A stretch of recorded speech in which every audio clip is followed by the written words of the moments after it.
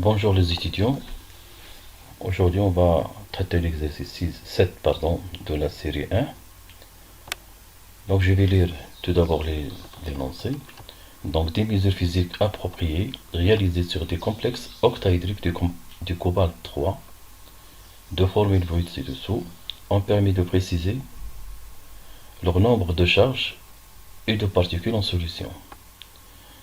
Donc vous avez un tableau qui regroupe les formules brutes de ces composés-là.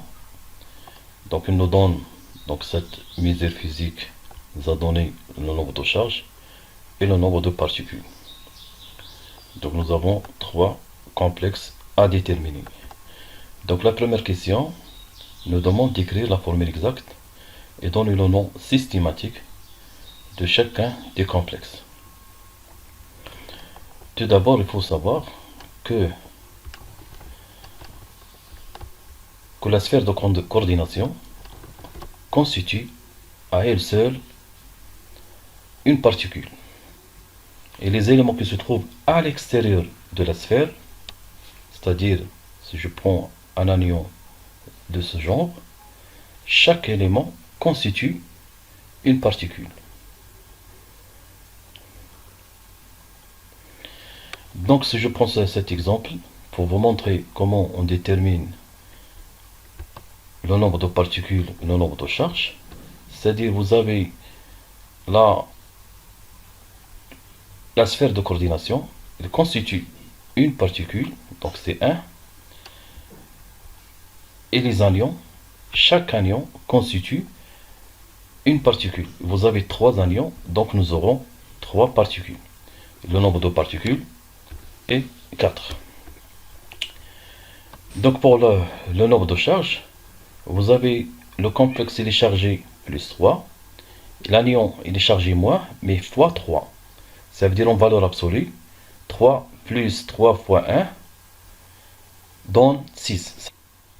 Donc le complexe aura comme nombre de particules, c'est 4, et nombre de charges, c'est 6. Revenons à notre exercice. Donc d'après l'énoncé, donc le premier complexe, il est de formule brute COCl3 3 fois NH3. Le nombre de charges, c'est 0, et le nombre de particules, c'est 1.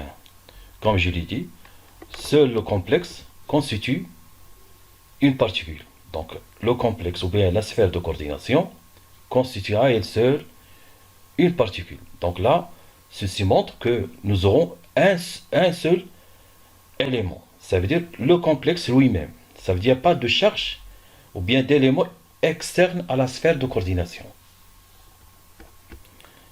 Donc la formule du complexe sera de cette façon. Donc c'est CO, Cl3, NH3, 3 fois. Donc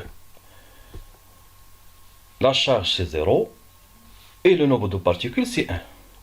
Ça veut dire que la sphère de coordination constitue une seule particule. Et le nom systématique de ce complexe, c'est le triamine trichlorocobalt 3. Donc, comme vous le voyez, donc le nombre de charges c'est 0 et le nombre de particules 1. Donc, passons au deuxième complexe. Donc, vous avez la formule brute du deuxième complexe. Le nombre de charges c'est 4 et le nombre de particules 2. Donc, la sphère de coordination constitue une seule particule et nous aurons un seul élément à l'extérieur de la sphère de coordination. Donc là, si on divise la charge, donc comme vous avez 2, ça veut dire, donc j'ai la particule et un seul élément.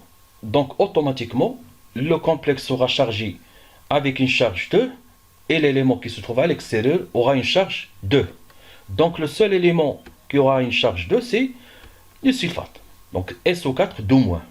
Donc c'est le seul élément qui peut être à l'extérieur de la sphère de coordination.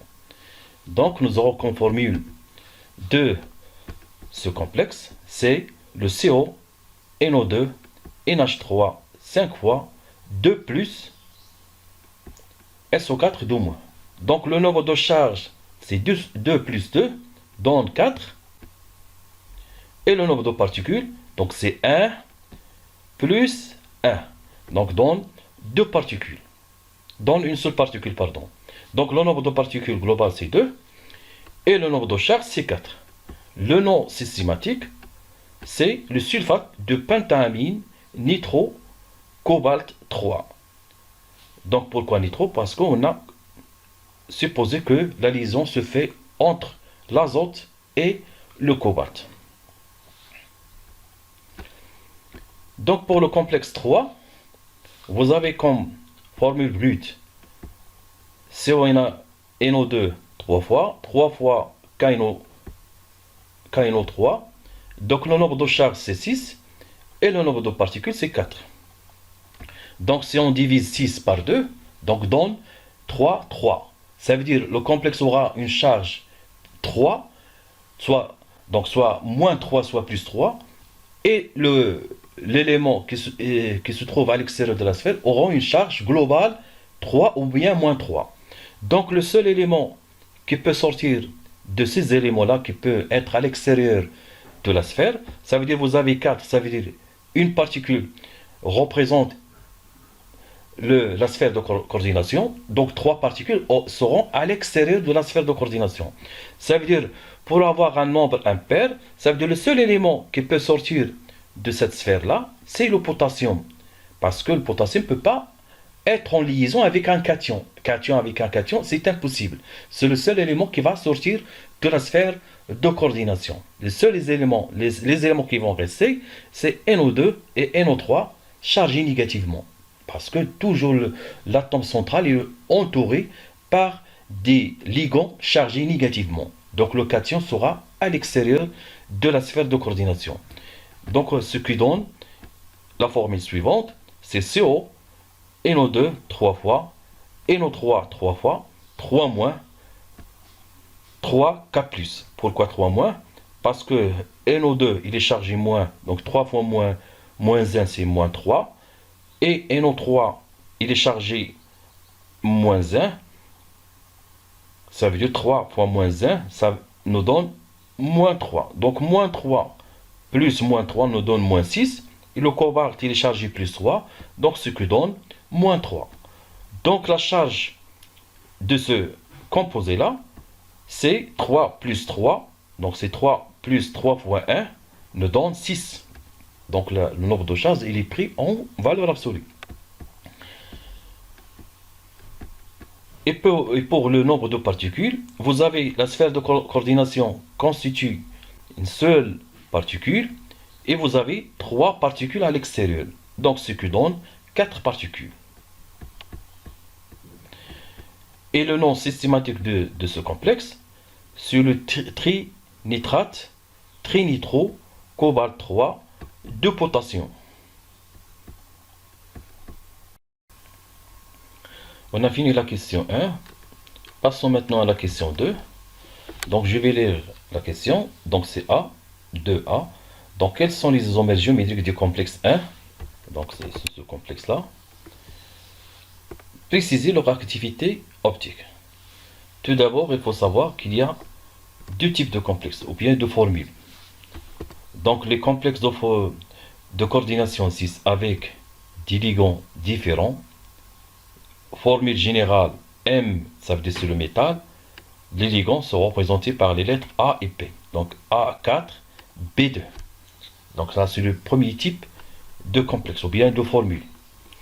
Formant des stéréoisomères géométriques 6 et trans. Donc là si vous avez une formule de ce genre-là, M A4B2, vous avez des isomères géométriques, c'est 6 et trans.